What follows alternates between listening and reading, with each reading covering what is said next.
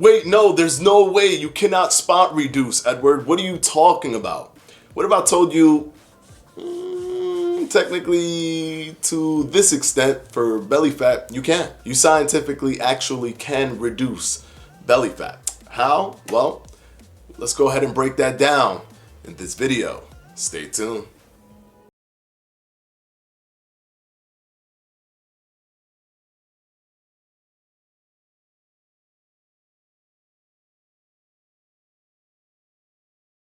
Quickly before we start, guys, this video is brought to you by me, Fledge Fitness, and the Fledge Fitness Jump Rope. If you haven't gotten yours yet, what are you waiting for? With an ergonomic design, aluminum handle, and swivel design, you can't go wrong with the Fledge Fitness Jump Rope. You can click on the top right-hand corner or down in the description box below. And of course, as always, guys, thank you so much for your support. Now let's go ahead and jump right into the video. Now let's start diving in to what am I talking? What exactly how can you spot reduce belly fat? And did you know that because of what I'm about to tell you, belly fat is really the only place that you can effectively spot reduce and efficiently spot reduce, and you can't really do it in any other body parts other than a single study that looked at the legs versus the upper body, where they were working out the upper body and not the legs, and they saw a slight body fat reduction in the groups that worked out the legs versus the groups that worked out the upper body, and the inverse in seeing a slight percentage higher for those doing upper body for their upper body versus those doing the legs. And that's only one study. But what if I told you that there are two types of fats that you actually have to think about when losing weight? You have the subcutaneous fat and visceral fat. And the visceral fat is actually the most lethal. It's called visceral fat or the hidden fat, while the subcutaneous fat is the visible fat. It's the fat that you can grab, it's the fat that you can pinch, it's the fat that you can see in your clothes. You normally see it. So what is the visceral fat? Believe it or not, more of the visceral fat tends to be brown adipose tissue, which is the adipose tissue that's ready to actually be burned. There's white adipose tissue, there's brown adipose tissue, and usually it takes white adipose browning, which means the white adipose tissue turning into the brown tissue, before it could actually start to burn itself. But visceral fat is housed around the organs. So you might be thinking to yourself, well, Edward, that doesn't help me reduce belly fat visibly because it's around my organs. It actually does, because believe it or not, your visceral fat actually pushes out your stomach. Your visceral fat can actually be somewhat diagnosed by simply looking at the measurements of your waist. Believe it or not, your waist can be expanded, your stomach can be expanded because of the internal fat, which is the visceral fat. Although you cannot grab it or do liposuction on visceral fat, you can actually see the effects visibly as it pushes out your belly. So with this understanding, when focusing on belly fat or spot reducing belly fat, really the only thing you can do is spot reduce visceral fat, which one, will help you immensely with your health, and two, actually visibly reduce your belly. You still got to work on subcutaneous fat, but unfortunately that cannot be spot reduced, and you're going to have to just continuously keep on burning calories by being at a net negative energy balance, which means you are burning more calories than you're taking in. So here's the thing when it comes to visceral fat. I've actually made a video essay that didn't get a lot of views. I think it only got about 5,000 views, talking about sumo wrestlers and how they are actually healthy. Now, keep in mind, I had a lot of comments of people say, no, they're not healthy. They die earlier than most people, and they have an average death age of 65. And I know that, but you have to look at the context of everything. The reason why most sumo wrestlers actually are healthy, they actually are healthy throughout their sumo career, is because although they're eating at a high caloric intake to ensure that they gain weight and body fat, they're eating at an aggressively high caloric intake for that. They're also doing intense physical activity. That intense physical activity is the primary remover of visceral fat.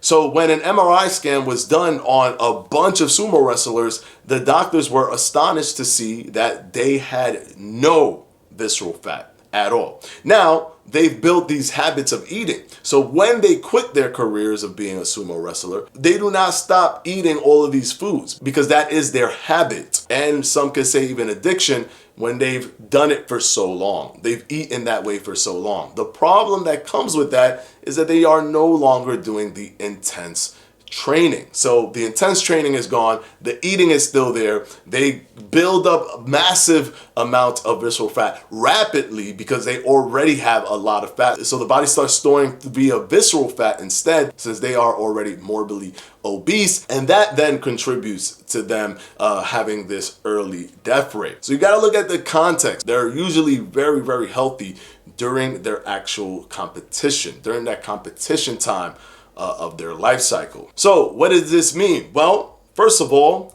there are some things that you should know about visceral fat. Believe it or not, visceral fat is more important to remove than subcutaneous fat. I know subcutaneous fat is something that people focus on, but the visceral fat is really the driver of heart disease, things like asthma, even cancer, dementia, and many more metabolic syndrome disorders come from having a lot of visceral fat. And metabolic syndrome is simply those collections of all those things that I mentioned. And visceral fat has more toxins in it than subcutaneous fat, and it excretes that toxin and causes hormonal imbalances that are negative towards you. So you are not just reducing the visible expansion of your belly, you are also helping you immensely with health. And even when looking at someone who is morbidly obese, they are 100 times more healthier than someone who is morbidly obese and carries visceral fat. So that's something you should think about. And if you want to take a look at that video essay, because it also talks about factory workers who are overweight, but because their jobs are physically demanding, they also have low to no levels of visceral fat, and they are considered metabolically healthy. So if you want, you can go ahead and take a look at that video. I'll have it down in the description box below. And hey, your boy has been nominated for Best Documentary Short for one of my video essays. So I don't want to toot my horn, but you know, good writing, compelling narration, and good musical scores. I mean, it works. It's entertaining. So if you want, you can go ahead and watch that. And just a quick reminder, I know this is a shameless plug, but today, if you bought tickets to Artemis Motion Pictures Virtual Film Festival, today is the day that they will be doing the ceremonies and awards. If you want to take a look at it, I am crossing my fingers that The Fastest Woman of All Time, which is my documentary short, wins. But it is going to be a very, very tough battle. If you want to go ahead and support, I'll have the link on Artemis Motion Pictures down below. All right, shameless plug over. I'm just super proud that my video essay was nominated for Best Documentary Short. Now let's focus on how to reduce this visceral fat. How do you do it? Well, simple things that you can apply actually help you reduce visceral fat. Eating healthy, obviously reducing your calories and being at a net negative energy balance, which means you're burning more calories than you're storing, because you do have to have that so that there's a reduction there. So that can help you. Getting enough sleep has also been shown in studies to help reduce visceral fat, but it's no secret. It's no secret that the most vital system that you could apply to reducing visceral fat is some type of exercise system. Now, this is what has come from the understanding of sumo wrestlers and factory workers, but there was a study done back in 2013 in May in the International Journal of Cardio, and the study was called the Resolve Study, and it had over 100 subjects. And they split them up into 3 different groups. They split them up into moderate resistance training and moderate endurance. That's one group. Then the other group was moderate resistance training, high endurance. That's the second group. And the third group was high resistance training and high endurance.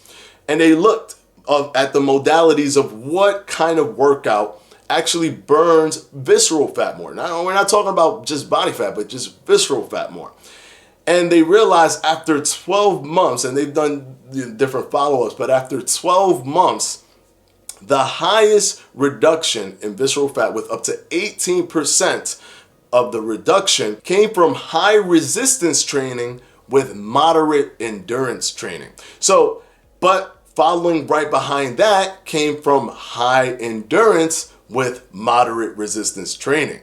And third was moderate resistance with moderate endurance. Now, you might be thinking, well, what if this was second? Why is that second? Doesn't make sense if high resistance is the thing that kind of triggered it. No, it appears that there's just a high stress within your workouts can tip the scales in your favor to reduce that visceral fat. But also there's something to take note of when building actual muscle in the process. The more muscle you build, the more muscle mass you have, that can also sway the numbers in your favor to reduce visceral fat. And the p-value was 0.0001.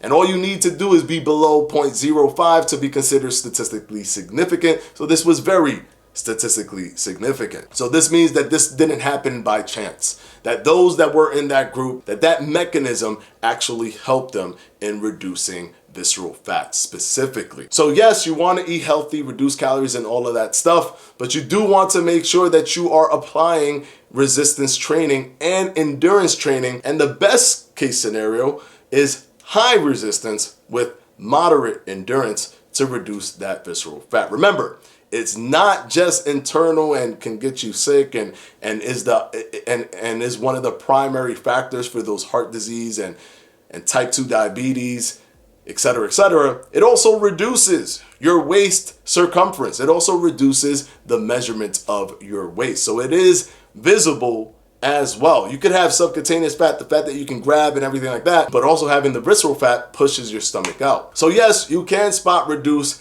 belly fat, but you're not really burning the outer layer fat. You're burning the internal visceral fat. And thanks to studies like the Resolve study, we know what types of things can actually assist in burning visceral fat specifically. And keep in mind, even though you're burning visceral fat, while you're doing these exercises, you're also burning subcutaneous fat. It's not like it's keeping subcutaneous from burning. You're doing both, but you're also aggressively burning that visceral fat. Hopefully this video has helped you guys. And of course, as always, I want to thank my patrons for my Patreon. I'm going to go ahead and put their names right up here.